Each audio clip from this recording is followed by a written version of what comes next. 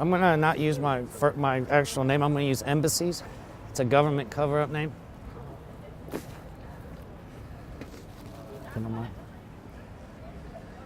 It feels like that's not even on my face. No, I'm just trying. It's like I'm trying to get like a good like shot of you, like something that looks Professional. professional. Yeah. How much am I allowed to move left and right? I'll let you know. I'm just trying to like figure out the best possible position for my tripod is.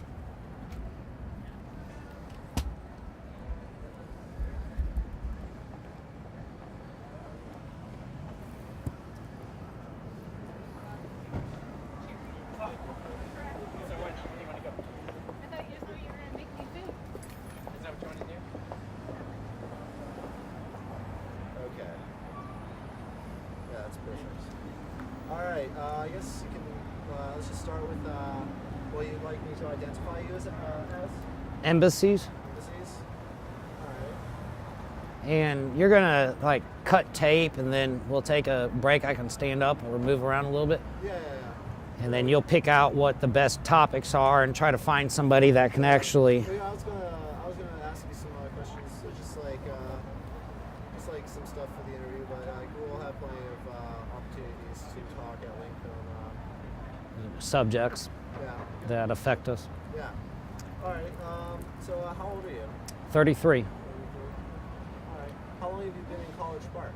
College Park is one of the wealthier portions of Washington, D.C. I was by Smithsonian Museum 22nd and D, but it's full of Army, military recruits from the 70s that have needed to be rebuilt, and they tried the actual counseling centers and the penal institutions, but the prison system and also people like you that speak with stranded or homeless that try to travel through Washington, D.C. to get into a nice investment, they realized their best opportunity was to stay in that location. I tried the Martin Luther King Library. It's a historic library, but the ethnic group was different than mine. So I tried a different location, which was completely across town. That was, let's say, the 22nd and D was north, and this is south. I know that we're a little bit east or west, but I'm talking way across Washington, D.C. There was another shelter that had a nice basketball gym and food in the evening, but there's nothing that's actually around it.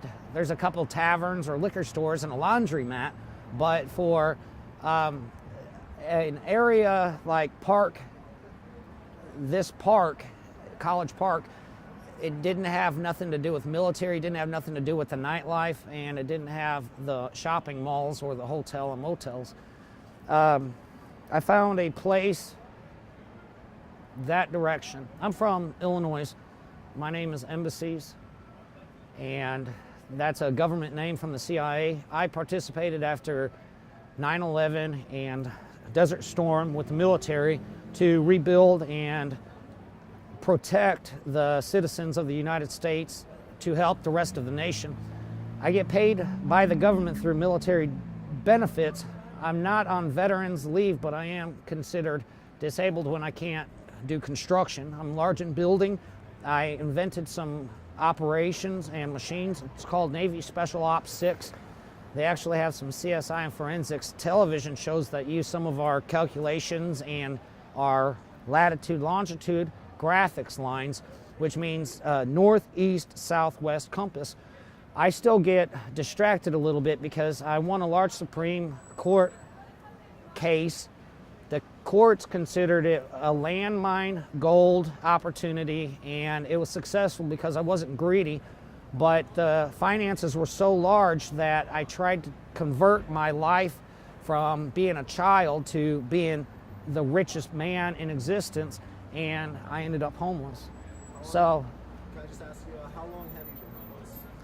I've been fighting from Illinois. I made it to Georgia 6 years ago, and I told my family I worked as a lawyer pro bono in a court as a virtual reality court, And there was so many people in shock after Iraq, Desert Storm, and the 1990s cops and unsolved mysteries.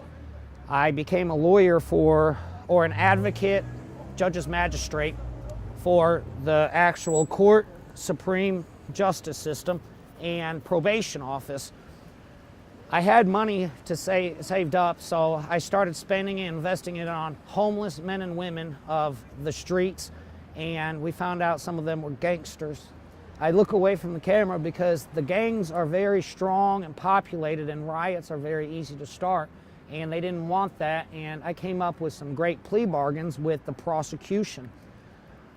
6 years ago, I tried to get help because all my life I spent working with the law enforcement and court and judicial system and working, and I had children back home.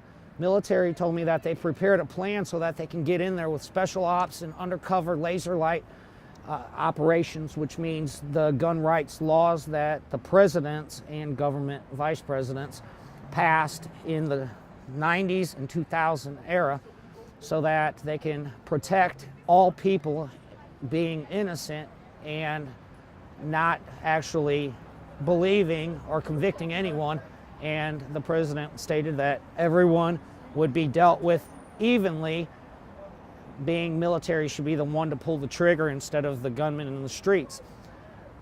They were thankful because we pushed away the possibility that they were so criminal that they were criminally insane and that they would spend the death penalty in some kind of prison. Or the other opportunity would be to sling drugs, sleep on the streets, and sell and buy guns. Or the worst case scenario, lose each other. So we made a plea bargain, and the judge said as long as all courts in the United States of America silent, not involving any of the rest of the nation, but being a leader. We're trying to speak about some of the bills and laws we passed with Congress, and the topics of gun rights and the problems in the streets for homeless people. Yeah, well, we need to take care of it. That's we do, but I've noticed I get beat up too often. I think we all should be able to hold a gun. You don't agree with that idea? I did, but then I started getting tired, and I had to sell it to a friend. You ever lived in Texas?